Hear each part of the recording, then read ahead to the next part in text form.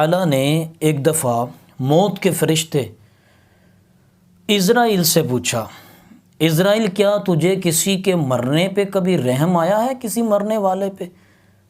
تو اسرائیل نے کہا، باری تعالیٰ مجھے تو ہر مرنے والے پہ رحم آتا ہے، اور میں تو تیرے حکم کے مطابق اس کی جان نکالتا ہوں، میں تیری مرضی کے خلاف تو نہیں کرتا۔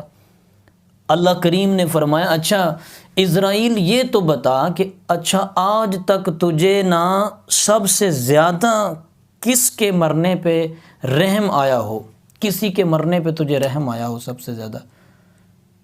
تو اسرائیل کہنے لگے، ہاں باری تعالیٰ، ایک مرتبہ سمندر میں کوئی کشتی کہیں جا رہی تھی اور پھر اچانک طوفان آیا اور تو نے حکم دیا، میں نے تیرے حکم سے اس کشتی کو توڑ دیا، پھر تو نے حکم دیا کہ جو اسرائیل یہ جو کشتی میں سوار لوگ ہیں نا، ان سب کی روح قبض کر لو، لیکن ایک عورت اور ایک بچہ اس کی روح کو قبض نہیں کرنا۔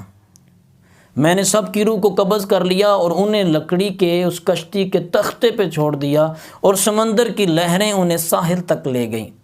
وہ جب کنارے پہنچے تو مجھے ان کے بچ جانے پہ بہت خوشی ہوئی۔ پھر تو نے حکم فرمایا، اسرائیل اس کی ماں کی روح قبض کر لو اور اس بچے کو تنہا چھوڑ دو۔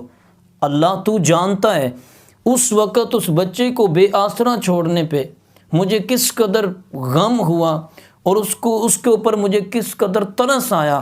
اس دکھ اور غم کو آج تک میں نہیں بھلا سکا، اس قدر مجھے اس کو تنہا چھوڑنے پہ رحم آیا۔ اللہ کریم نے فرمایا، اسرائیل تو سن، وہ بچہ جو وہاں تنہا رہ گیا تھا، میں نے پھر سمندر کی ایک موج کو حکم دیا کہ اس کو قریبی جنگل میں ڈال دے۔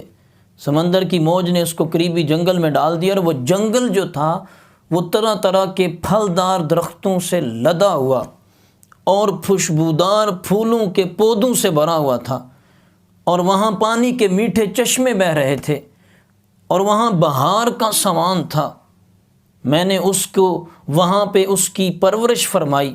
اس بچے کا بستر چنبیلی کے پھولوں کا بنایا تھا۔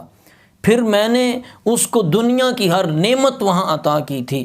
میں نے ہوا کو حکم دیا کہ اس پہ آہستہ چلنا، میں نے سورج کو حکم دیا کہ اس کو اپنی تپش سے نہ ستانا، میں نے بادل کو حکم دیا کہ اس پہ برسنا نہیں، میں نے بجلی کو حکم دیا کہ اس کو اپنی تیزی نہیں دکھانی، اور ایک دودھ پلانے والی بچے کی ماں شیرنی کی ایک بچے کی ماں ایک شیرنی کو میں نے کہا کہ اس کو دودھ پلائے۔ وہ شیرنی اسے دودھ پلاتی رہی اور وہاں اس کی پرورش ہوتی رہی، اور کچھ عرصے کے بعد وہ ایک تند و مند، صحت مند، موٹا تازہ نوجوان بن گیا۔ اسرائیل جانتے ہو وہ نوجوان کون تھا؟ عرض کی، یا اللہ تو جانتا ہے بہتر، تو ہی جانتا ہے کہ وہ کون تھا۔ اللہ نے فرمایا، اسرائیل وہ جس بچے پہ تجھے رحم آیا، جس بچے پہ تجھے ترس آیا، جس بچے پہ تجھے اس کو تنہا چھوڑنے پہ تجھے غم اور دکھ ملا، وہ بچہ کون تھا؟ وہ بچہ نمرود تھا، اور جس نے آگے آ کے وقت کے ساتھ پھر اس نے خدائی کا دعویٰ کیا، اور میرے خلیل حضرت ابراہیم کو اس نے آگ میں ڈالا۔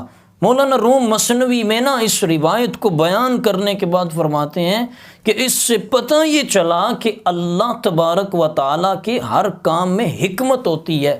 وہ عمل بظاہر جو اسرائیل کو دکھ دینے والا تھا، اسرائیل جس میں چھپی حکمت کو سمجھ نہ سکے، اللہ اس حکمت کو جاننے والا تھا۔ رب تعالیٰ کے بید وہی جانتا ہے، اس کے بید اور اس کے رازوں کے اوپر نکتہ چینی کرنا نہ ہمیں یہ زیب دیتا ہے اور نہ ہمارے لیے یہ جائز ہے، بلکہ اللہ کی حکمت پہ نکتہ چینی کرنا یہ سخت گناہ کا معاملہ ہے۔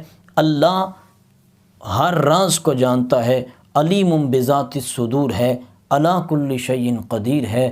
وہ جو سینوں میں چھپے خیالات کو بھی جانتا ہے، تو اللہ کے راز اللہ ہی جانتا ہے، یہ راز کسی کو نہیں۔